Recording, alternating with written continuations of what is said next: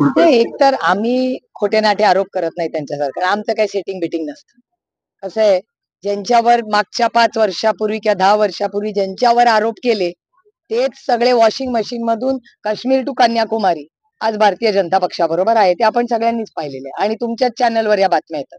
का मी वेगळं सांगत नाही. And data speaks louder than words.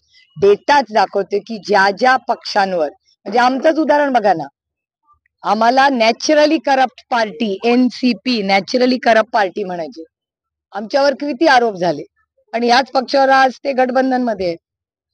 हे मला खूप अस्वस्थ करणार आहे. मी माझ्या भाषणात तिथे बोललो. त्याचं कारण असं, त्यांच्यावर मीही अनेक वर्ष काम केलंय. त्या माझ्या आईला चांगलं ओळखतात. माझ्या आत्या ND पाटलांच्या मिसेस माई आत्या, त्यांची आणि त्यांचे तर फार कौटुंबिक संबंध आहेत.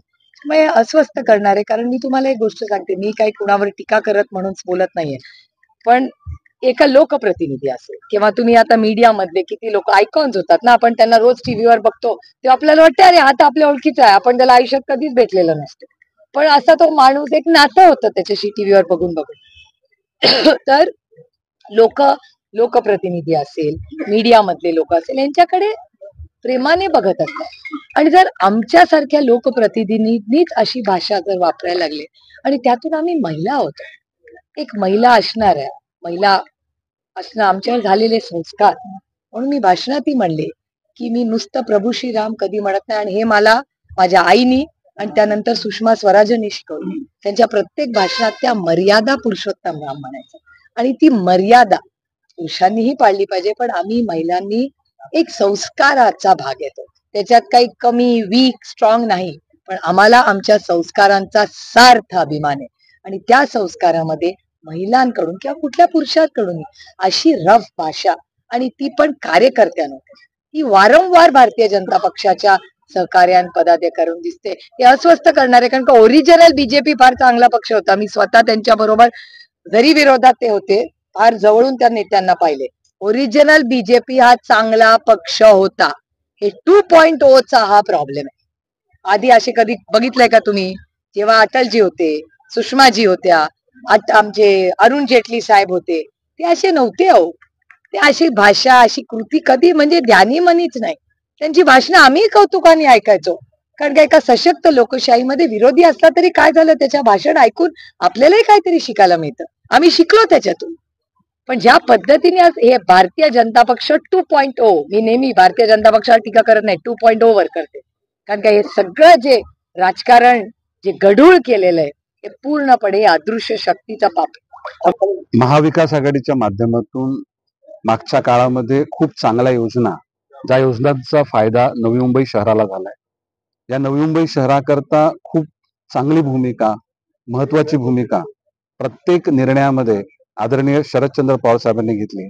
आज त्यांनी दिलेलं आश्वासन आणि त्यांनी दिलेला शब्द हा नवी मुंबईकरांना खरा वाटणार आहे. कारण ह्या गेल्या महानगरपालिकेची स्थापना झाल्यापासून आजच्या दिवसापर्यंत अनेक असे चांगले निर्णय हे महाविकास आघाडीच्या माध्यमातून घेतले गेले, आणि त्यालाच आज संपूर्ण महाराष्ट्राचा महाविकास आघाडीचा अजेंडा किंवा त्यांचं जे घोषणापत्र आज त्यांनी आपल्या भाषणामध्ये मांडलंय. जयंत पाटील साहेबांनी देखील या नवी मुंबई करता, महाराष्ट्राकरता, तरुणांकरता, महिलांकरता, सुरक्षेकरता अनेक गोष्टींची मांडणी त्यांनी केलेली आहे.